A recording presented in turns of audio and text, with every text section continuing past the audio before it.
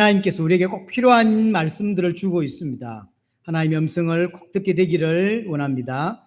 일단 먼저 사대라고 하는 지역을 먼저 좀 살펴보겠습니다. 사대라고 하는 지역은 황금의 도시라고 하는 별명을 가진 도시입니다. 굉장히 화려했고 굉장히 부유했던 도시로 알려져 있습니다.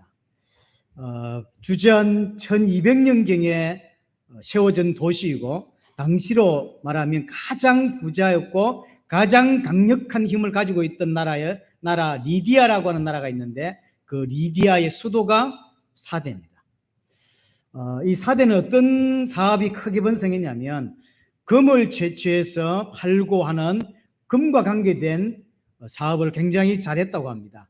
왜냐하면 그 사대 바로 옆에 팍톨루스라고 하는 강이 있었는데 그 강에서 이게 사금이 많이 제치가 됐던 것 같아요. 그래서 세계 최초로 금화를 주조해서 만들었던 도시가 사대라고 하고요.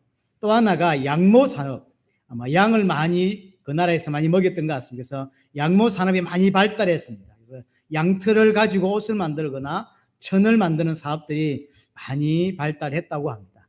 특별히 사대라고 하는 이 도시 입구는 그 해발 250m에 달하는 높은 위치에 삼면이 절벽으로 둘러싸여 있는 입구를 가지고 있다고 합니다. 그래서 적군이 쳐들어와서 정복하기가 무척이나 어려웠던, 한마디로 난공불락의 요새, 군사적 요충지로 아주 뛰어난 가치를 가지고 있었다고 하죠.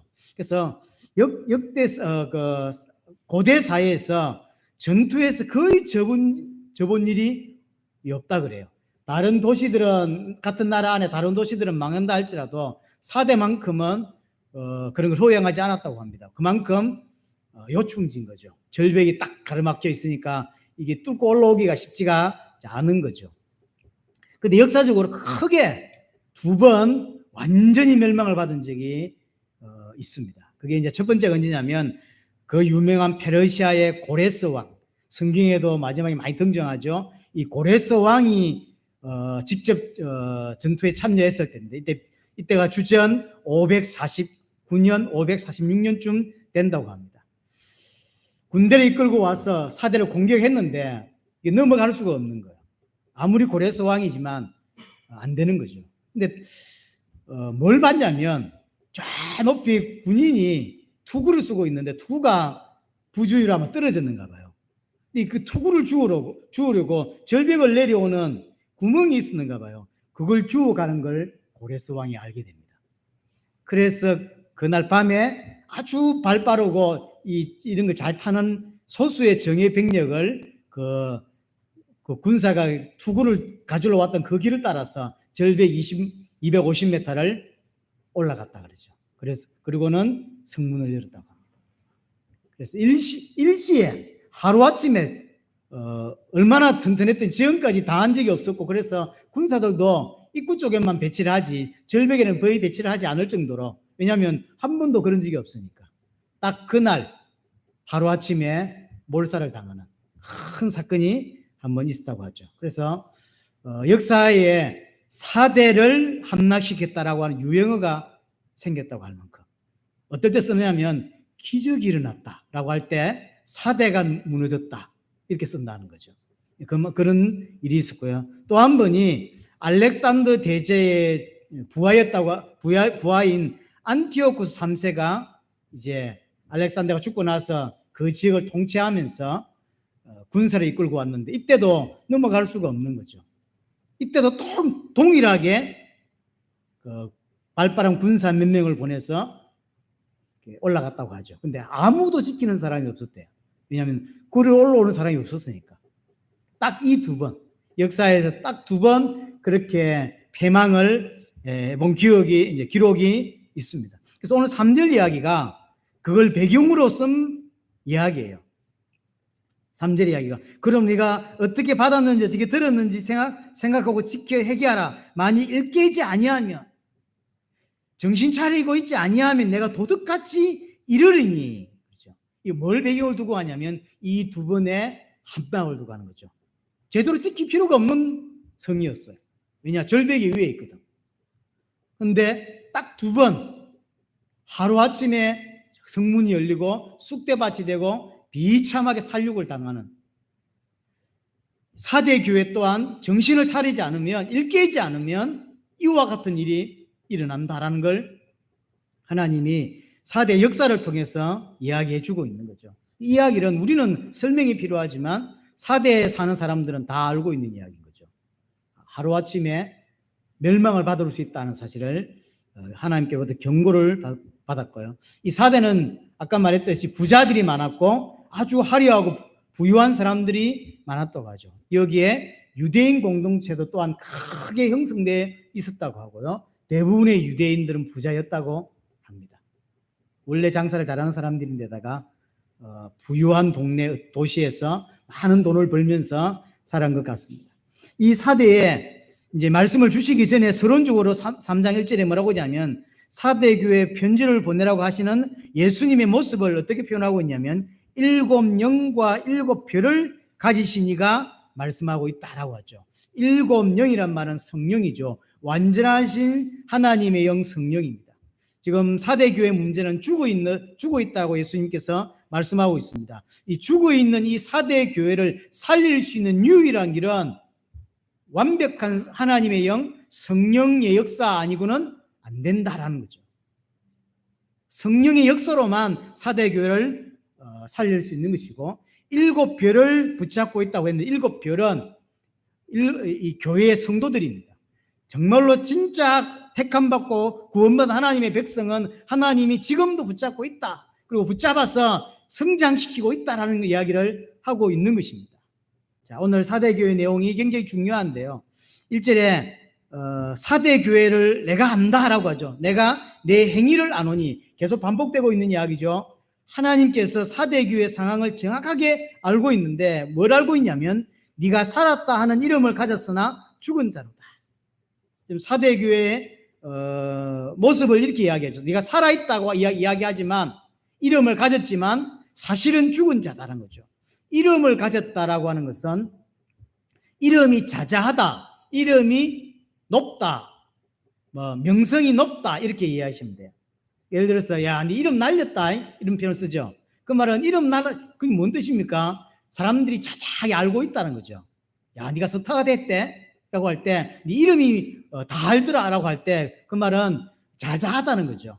지금 당시에 그 지역에서 이 4대 교회는 명성이 자자한 교회로 알려져 있는 거죠. 거기 보면 1절에도 보면 네가 살았다 하는 이런 표현을 쓰잖아요. 활발한 활동들을 많이 하고 부유한 사람들이 많고 그래서 부흥되는 교회, 말 그대로 대형 교회의 모습을 갖추고 있다고 합니다. 그래서 기록에 의하면 초대 교회들 중에서 특별히 소아시아 교회들 중에서 가장 큰 교회, 대형 교회가 4대 교회라고 합니다. 일단 성도들이 부자가 많고 또 원래 도시가 부자들이 많았고 많은 것들을 갖추고 있는 거죠. 그런데 살아있다라는 표현을 쓴 거 보니까 많은 활동들을 하고 있는 거죠. 그러니까 활발한 어떤 활동들을 하고 있는 교회가 4대 교회입니다. 하지만 하나님 보실 때는 죽었다라고 표현을 합니다. 오늘 본문을 통해서 4대 교회를 보면 오늘날의 대형 교회가 연상이 사실은 되어집니다. 4대 교회를 빗대어서 설명하자면 돈이 많으니까 아름다운 예배당을 잘 지었고 참으로 아름다운 감동스러운 찬양이 있고 많은 선교나 활동들, 사역의 활동들을 정말로 활발하게 하는 교회. 그래서 누구든지 가보고 싶은 교회 또는 교회로 옮겨야 되는 사람이 있다면 난 저 교회 다녀야지라고 할 수 있는 우리가 이 작은 교회가 아니라 대형 교회예요. 잘 갖춰진 대형 교회죠. 왕성한 활동을 한 살아있는 교회, 자기들의 모습인 거죠. 명성이 자자했다고 하죠. 명성이 자자했다고. 하지만 예수님은 뭐라고 표현하냐면 너희는 살아있다고 말하지만 죽은 교회다. 그래서 2절에도 보면요. 보세요. 너는 일깨어 그 남은 바 죽게 된 것을 굳건하게 하라. 내 하나님이 내 앞에 내 행위에 온전한 것을 찾지 못하였나니. 하나님이 눈을 씻고 쳐다봤는데 너희들의 온전한 모습이 하나도 없더라. 그런데 그 모습은 어떻다? 명성이 자자한 거예요. 좋은 교회, 활동하는 교회, 찬양이 넘치는 교회, 전도를 잘하는 교회, 많은 선교 사역을 감당하는 교회, 많은 지역에 선한 영향력을 끼치는 교회로, 건강한 교회로 잘 알려져 있는 대표적 교회로 명성이 자자했던 거죠. 하지만 하나님 보시기 때는 그렇지가 않아요. 사실 우리가 닮고 싶어하는 그 모습을 갖고 있는 교회. 하나님은 뭐라고 말하냐면 죽었다라고 하죠. 죽은 정도가 온전한 것을 하나도 찾지 못하겠다, 이렇게 말해요. 왕성한 활동을 하고 부흥도 되고 사람들이 볼 때 부러워할 만한, 가보고 싶다라고 할 만한 그런 교회인데, 하지만 하나님 봤을 때는 온전한 것이 하나도 없는 완전히 죽어있는 교회가 사대 교회입니다. 오늘날 또한 이런 비슷한 교회들이 사실은 많습니다. 겉모습은 번지른한데 실상은 죽어있는 교회, 진리를 놓친 교회, 찬양이나 성가대나 외부 활동 이런 것들은 너무나도 활발하고 살아있다, 이렇게 완전 살아있다는 느낌을 줄 수 있는 팍짝팍짝한 많은 일들이 교회에 사는데, 하나님 보실 때는 단 하나도 하나님이 기뻐할 만한 행동은 없는 거예요. 이게 이제 눈이 없으면 못 본단 말이에요. 겉모습은 너무나 건강하고 겉모습은 너무나 칭찬받을 만한 명성이 자자한 교회인데, 하나님 보실 땐 죽은 교회. 왜 죽었을까요? 진리가 없으니까. 진리가 없단 말은 무슨 말일까요? 세상을 사랑하고 세상의 가치관을 따라 사는 교회, 땅의 것이 기준이 되어서 살아가는 교회가 사대 교회예요. 근데 밖에서 볼 때, 다른 신자들이나 불신자들이 볼 때 뭐랄까, 너무 명성이 자자한 교회, 많은 활동을 하고 사역을 하는 교회인 거죠. 불신자와 똑같은 가치관과 불신자와 똑같은 세계관으로 살아가고 있는 교회입니다. 하나님 보실 때 죽은 교회. 우리는 이런 것들을 보면서 우리에게, 또 우리 교회에 주시는 말씀이라고 붙잡아야 됩니다. 그렇죠. 우리에게 주시는 말씀이에요. 분명히 교회에서는 성도인데 세상에서는 불신자와 똑같은 가치관으로 살아가는 그런 모습들 우리에게 있을 수 있습니다. 그런 것들을 사실은 뽑아내야 되죠. 그래서 나는 어떤 신앙을 가졌는지를 반드시 돌아볼 필요가 있습니다. 내가 가진 신앙은 참 신앙인지 아니면 종교인지 돌아봐야 되고요. 예수님을 통해서 뭘 하고자 하는 것인지, 정말로 육신적인 문제 해결하는, 육신적인 것 채우려고 예수를 믿는 것인지, 그런 자를 오전 예배 때 무당이라고 했습니다. 내 신앙이 무당과 같은 신앙을 가졌는지, 우리 교회 존재의 이유가 그런 것을 위한 교회인지 돌아올 필요가 있습니다. 아니면 정말로 하나님을 사랑하고 그 하나님의 사랑이 깨달아지고 예수님이 그렇게 사셨던 것처럼 나 또한 나를 부인하고 내 십자가를 지고 가는 쪽으로 계속 더 성장하고 있는지 우리는 돌아볼 필요가 있습니다. 분명히 세상 지식들이 하나님 아는 것을 막는다고 성경은 이야기합니다. 하나님 아는 것을 대적하여 높아진 모든 세상의 지식과 이론이라고 성경은 이야기합니다. 그것들이 하나님 아는 것을 막아요. 하지만 우리는 그 모든 것들을 그리스도 앞에 전부 무너뜨려야 되고, 우리의 옛 생각들, 우리의 옛 사상들을 전부 사로잡아서 그리스도께 복종시켜야만 하는 것입니다. 자, 그럼 그게 어떻게 가능하냐, 어떻게 해야 되겠냐? 오늘 예수님이 5가지를 명령하고 있습니다. 2절의 첫 번째, 일깨어. 너는 일깨어라. 일깨어라 말은 단순히 깨어나는 걸 말하는 게 아닙니다. 깨어나서 계속적으로, 지속적으로 정신을 차리고 각성하고 있는 상태를 말해요. 이 사대라는 도시가 2번 멸망을 받았다고 했잖아요. 왜 멸망을 받았냐면 파수꾼이, 한 번은 파수꾼이 없었다 그랬고 한 번은 파수꾼이 있었지만 한 번도 그 절벽을 통해 올라온 일이 없기 때문에 정신 안 차리고 있는 거죠. 저 앞에 정문에만 잘하고 있으면 되지 뭐, 이런 생각이 있는 거죠. 하지만 정문으로 넘어온 게 아니라 일깨지 않았기 때문에, 정신 차리고 깨어있지 않은 그 장소를 통하여 적군이 넘어와서 나라가 망한 거거든요. 우리 똑같다는 거예요. 정신을 차리고 깨어서, 그것도 지속적으로 깨어서 정신을 차려 각성해야 된다. 그렇지 않으면 다 죽는다는 거죠. 영적으로 잠들어 있지 않고 방심하지 않고 깨어있는 상태를 일깨워라고 표현하죠. 이 종말론적인 표현입니다. 그래서 중요한 것을 놓치지 말라는 이야기예요. 정신을 어디다 팔고 있냐라는 이야기입니다. 진짜 중요한 걸 못 붙잡으면 덜 중요한 것을 붙잡게 되어 있습니다. 사람은 똑같습니다. 중요한 것에 생명 건 자는 덜 중요한 것에 그냥 대충 보게 되어 있어요. 하지만 덜 중요한 것에 생을 걸면 진짜 중요한 것은 붙잡지 못하게 되어 있는 것입니다. 그래서 오늘 일깨어란 말은 종말론적인 말을 갖고 있는 거죠. 그리고 또 하나 두 번째가 뭐냐면 2절에 그 남은 바 죽게 된 것을 굳건하게 해라. 그 남은 바를 굳건하게 해라. 4대 교회는 거의 죽은 상태에 있습니다. 하지만 아직 살아있는 부분이 있다는 거죠. 남아있는 게 있어요. 그냥 평균으로 따지면 다 죽은 거예요. 하지만 하나님 보실 때 남은 자가 있어요. 그래서 남았다는 건 두 가지인데, 하나는 대부분은 구원받지 못하는 사람들, 구원받지 못한 죽은 신자들만 있어요. 하지만 남은 자가 있는 거예요. 구원받은 자가 너희 안에 있다는 이야기고, 또 하나 그 구원받은 자가 붙잡고 있는 진리, 복음이 아직 그 안에 있어요. 두 가지 의미입니다. 하나는 하나님 보실 때 죽었다고 표현했지만 그래도 교회라 남아있는 자가, 진짜 구원받은 자가 있다는 이야기고, 그 구원받은 자가 붙잡았던 복음이 아직도 몇 사람 가슴 속에 있는 거예요. 그래서 남아있어. 조금 그걸 어떻게 하라? 굳건하게 하라. 가만히 지금 있는 상태로 가만히 두면 남아있는 것도 죽는다는 이야기예요. 그 시급성을 이야기하는 거예요. 휩쓸려 가니까. 예를 들어서 성도가 100명인데 98명은 불신자고 2명이 신자라고 생각해 보세요. 근데 98명이 옳다고 생각하는 그 길을 이 진짜 믿는 자도 따라간단 말이에요. 그러니 굳건하게 하지 않으면 그 휩쓸려 가는 거예요. 그게 맞다고 생각하니까. 이게 참 중요합니다. 그래서 사람을 따라가지 마라, 목사를 따라가지 마라 이 표현을 쓰는데, 실제로 상황이 부딪히면 영향 주는 사람을 따라가게 돼 있어요. 따라간다니까요. 기준이 내게 확실한 복음의 기준이 확실해야만 안 따라갈 건데, 100명 중에 99명이 불신자고 1명이 신자인데 이 1명이 신자가 99명을 따라간단 말이에요. 왜냐면 다 그렇게 맞다고 하니까. 근데 혼자서 틀렸다라고 말하기가 힘든 거예요. 오늘 하고 싶은 이야기가, 오늘 2절에서 하고 싶은 이야기가 그 이야기인 거예요.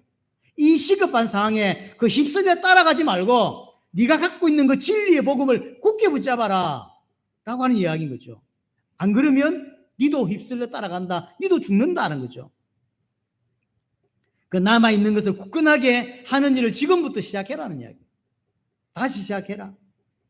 그리고 세 가지는 붙어서 나왔습니다. 3절에 그러므로 네가 어떻게 받았으며 어떻게 들었는지 생각하고 지켜 회개하라. 세 가지죠. 생각해야 되고 지켜야 되고 회개해라.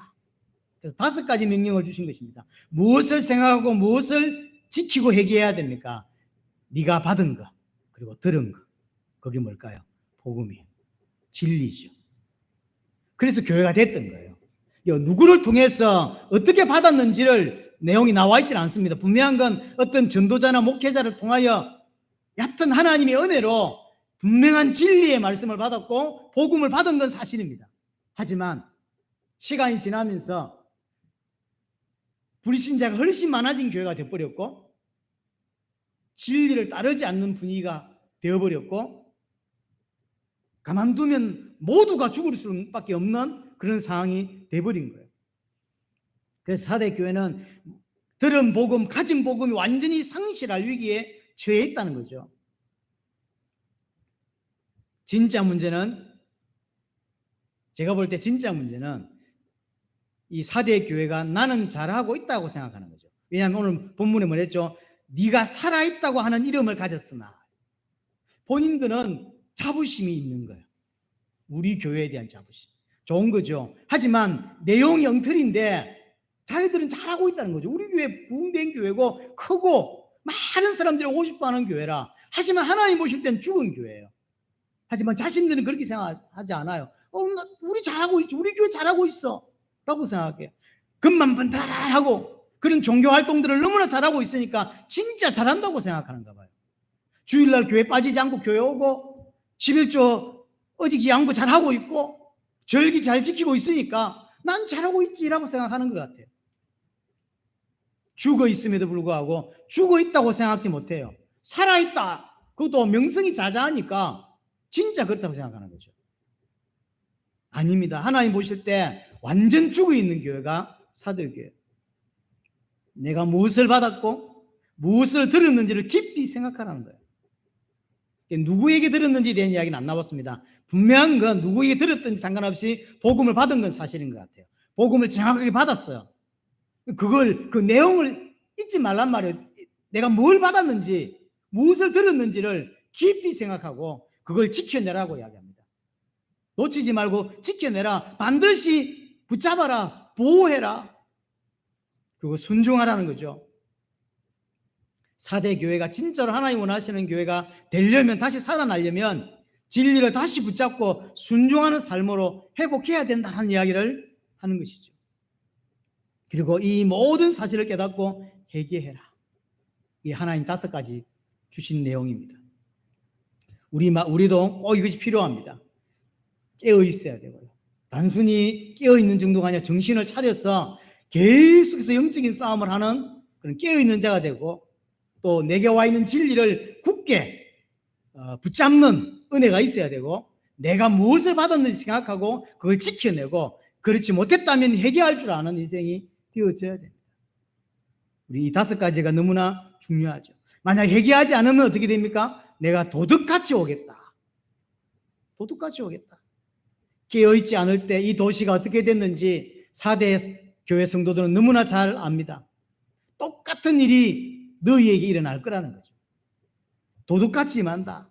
여기서 도둑같이 임한다는 이야기는 마지막 때 주의 재림을 두고 하는 말은 아닙니다. 재림을 두고 도둑같이 임한다는 표현을 많이 쓰잖아요. 여기에서 도둑같이 임한다는 이야기는 재림이 아니에요. 지금 정신 차리지 않고 사도교를 살려내지 않으면 마치 너희가 2번이 완전히 멸망을 받았듯이 역사적으로 또 다른 군사를 보내서 4대 확 쓸어버리겠다는 거예요. 정신을 차리라는 거예요. 주의 재림이 가까우니 정신 차리라는 이야기가 아니에요. 역사 속에 하나님이 또다시 군사를 보낼 거는, 그 군사는 하나님이 보내는 거예요.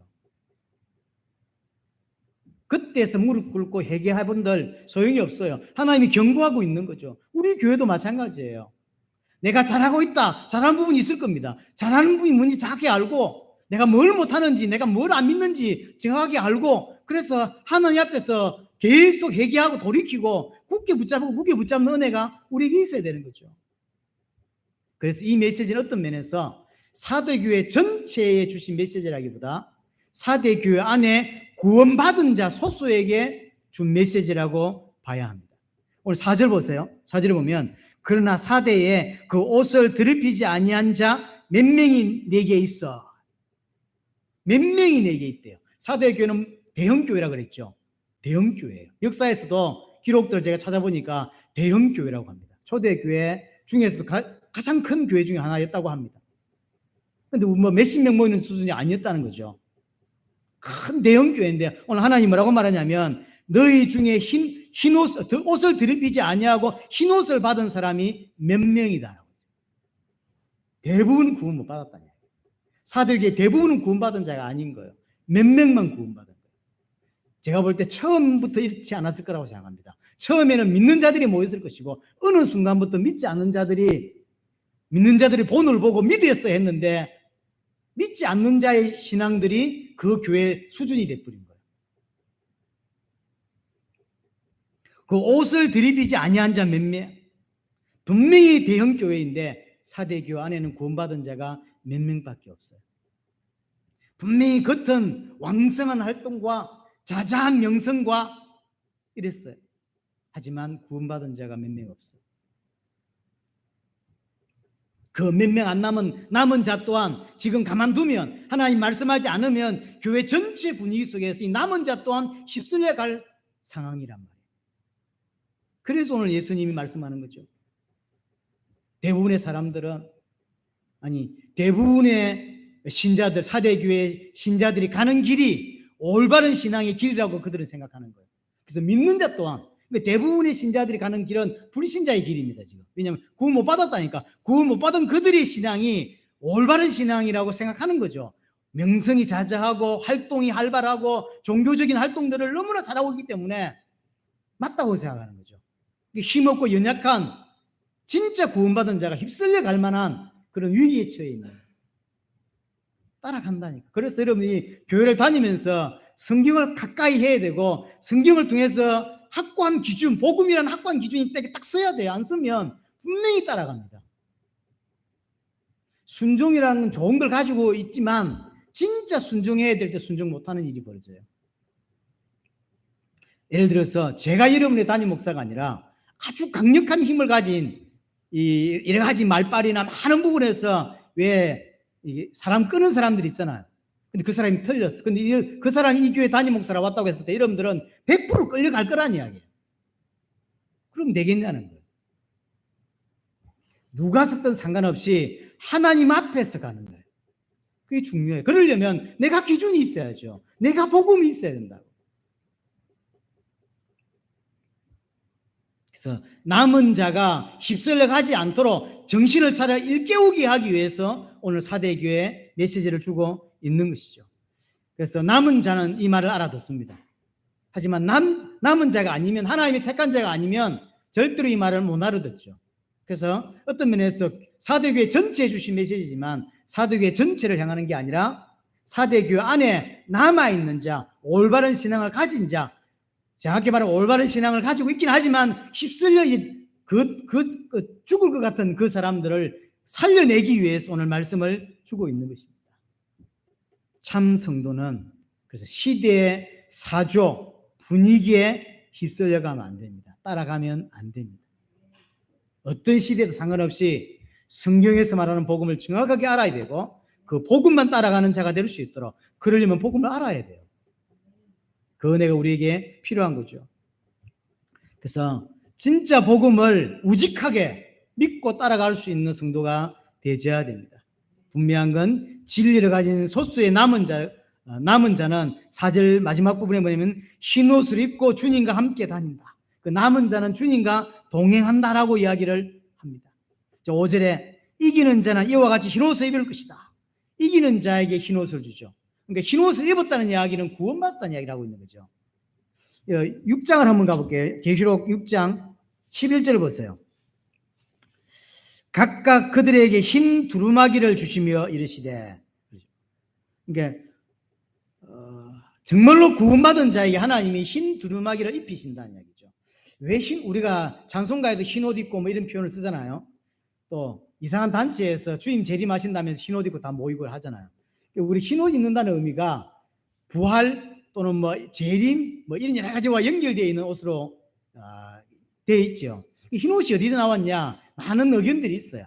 예를 들어서 로마가 적군과 싸워서 승리하고 돌아올 때, 개선 장군으로 돌아올 때 시민들이, 백성들이 흰 옷을 입고 환호했다고 해요. 뭐 그런 의미도 있는 것 같고 여러 가지가 있는 것 같아요. 제가 기록에 서너 가지를 찾아봤는데 그런 이야기를 하더라고요, 학자들이.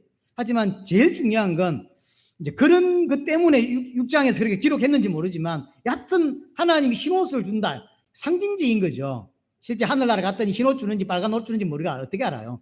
흰옷 준다는 이야기는 하늘나라에서 하나님의 백성으로서의 사는 자다, 살 수 있는 자다는 걸 상징으로 말해주는 거니까 여하튼 흰옷을 주님이 주시고 흰옷을 입는다는 이야기는 그 6장 갔으니까 6장 9절 보세요. 6장 9절에 다섯째 인을 떼실 때 내가 보니 하나님의 말씀과 그들이 가진 정고로 말미암아 죽임을 당한 영혼들이 제단 아래에 있어 라고 했죠. 그러니까 이 사람이 흰옷을 받아요. 하나님의 말씀과 그들이 가진 정거를 가진 자, 하나님의 말씀과 정거를 가진 자만이 흰옷을 받는 거죠. 이 사람이 구원받는다라는 이야기죠. 그럼 성도는 이 땅에서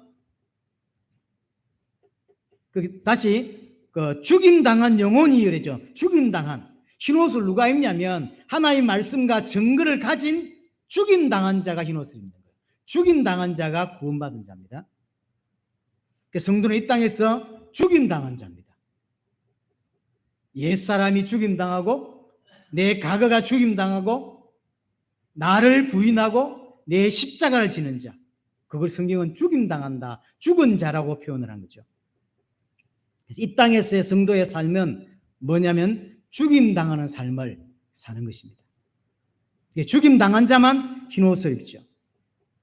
근데 사대교는 거꾸로 명성은 자자했지만 실상은 죽은 교회다라고 표현하죠. 그래서 영적인 의미와 거꾸로입니다. 반대예요. 진짜 신앙, 산 신앙은 죽임 당한 것이고 죽은 신앙은 살아있는 거예요. 이게 반대죠. 그래서 우리의 신앙, 살아있는 신앙, 하나님 원하시는 신앙은 이 땅에서 죽임 당하는 신앙이고, 하나님 보실 때 거짓 신앙, 잘못된 신앙은 살아있는 거예요. 사대 교회는 살아있는 것처럼 보이지만 죽은 교회고, 죽은 교회라는 이야기는 죽음 당하지 않은 교회라는 이야기죠. 여전히 자아가 강력하고 자신이 주인이고 자기 십자가 질 줄 모르는 교회. 성도는 신앙생활을 하면 할수록 나를 부인하고 자기 십자가를 지고 옛 자아를 벗어버리고 옛 삶을 벗어버리고 그리스도로 옷 입는 자가 신자거든요. 살아있다는 이름을 가졌지만 실상은 죽은 신자. 끝까지 싸워 이기는 자는 이 흰옷을 준다라고 이야기를 합니다. 자, 5절에 보면 다시 본문으로 돌아가서 5절에 그 이름을 생명책에서 결코 지우지 아니하겠다라고 이야기했죠. 구원받은 자는 생명책에 이름이 기록되어 있고 그 기록은 지울 수가 없다. 그렇죠? 생명책에 기록된 이름은 영원히 지울 수 없는 이름입니다. 모세가 하나님 앞에 나와서 이 백성들을 용서하지 않을 거면 내 이름을 생명책에서 지워달라고 하죠. 지울 수 있나요? 지울 수 없습니다, 원래가. 그렇죠? 지울 수 없는 걸 알고 하는 소리예요, 사실은.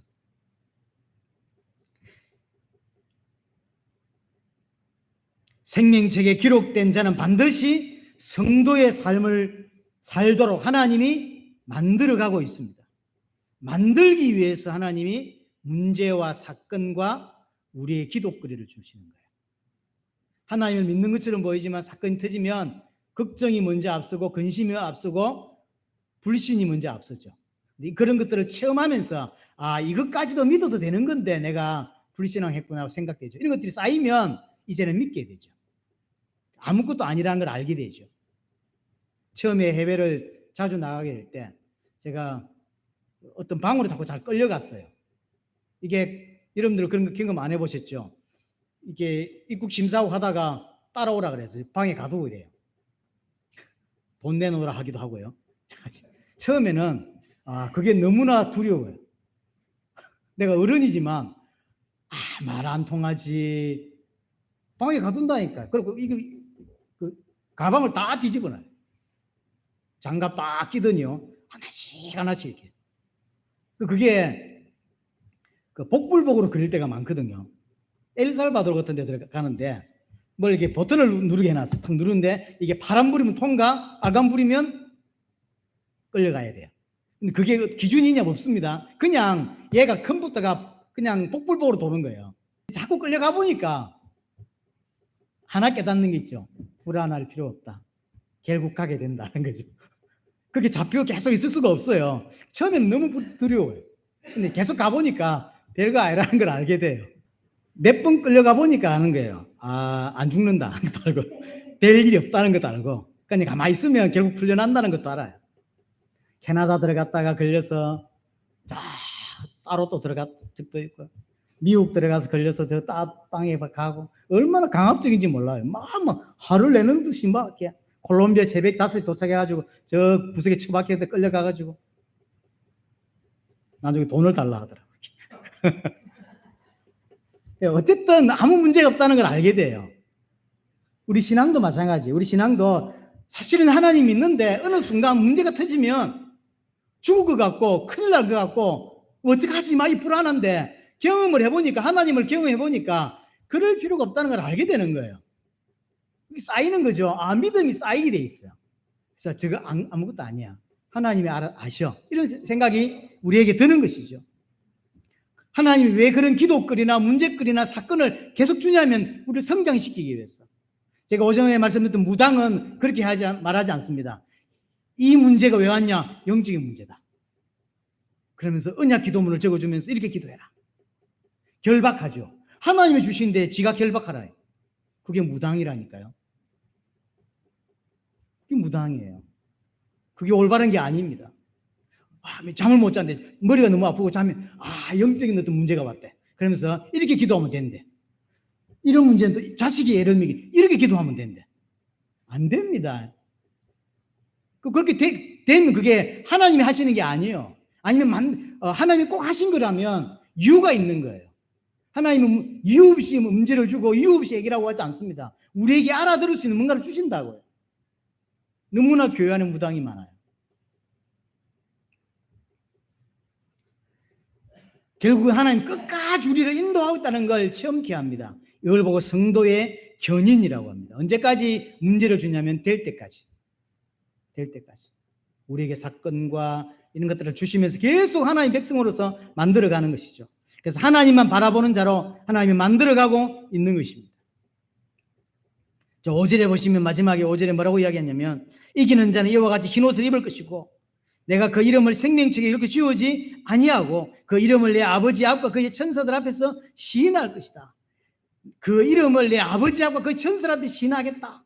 이 땅에서 예수 그리스도를 시인하는 삶으로 만들겠다는 거죠. 이 말은 입으로 시인한다는 의미가 아닙니다. 입으로도 시인합니다. 하지만 우리의 삶을 통하여 입으로 말하지 않았지만 우리의 삶을 통해서 예수가 그리스도라는 사실, 예수님이 나의 왕이라는 사실을 드러내며 사는 거예요. 일부러 드러내는 게 아닙니다. 우리의 삶이 드러낼 수밖에 없는 삶으로 가는 거예요. 그게 성도입니다. 신하게 만들겠다. 하나님은 그런 삶을 살도록 끝까지 우리를 견인하시고 인도해 가시는 것입니다.